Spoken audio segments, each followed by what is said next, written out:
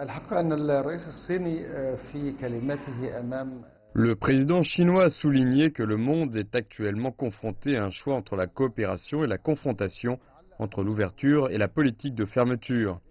Il a insisté sur le fait que l'unilatéralisme et le protectionnisme s'aggravent, ce qui nuit au multilatéralisme.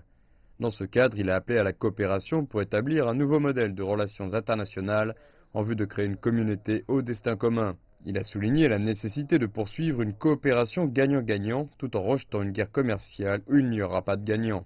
Il a aussi appelé tous les pays en développement à saisir les opportunités de développement, à poursuivre l'innovation et à introduire la science et la technologie dans tous les domaines.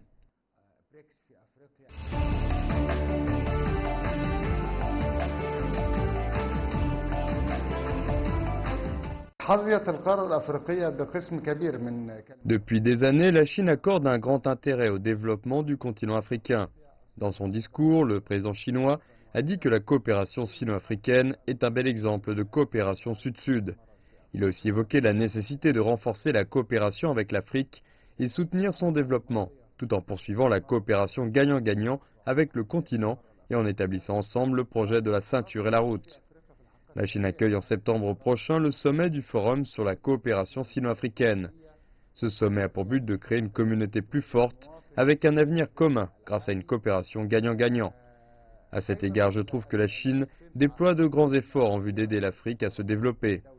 Le président Xi a également souligné que les pays du BRICS doivent coopérer avec les pays africains dans les divers domaines tels que la réduction de la pauvreté, l'innovation, l'industrie, les infrastructures et la sécurité alimentaire.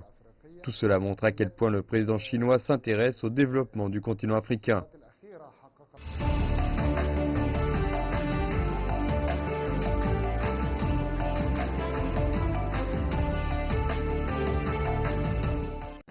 الحزام والطريق المقصود به Selon le président chinois, cette initiative est née en Chine mais appartient au monde entier.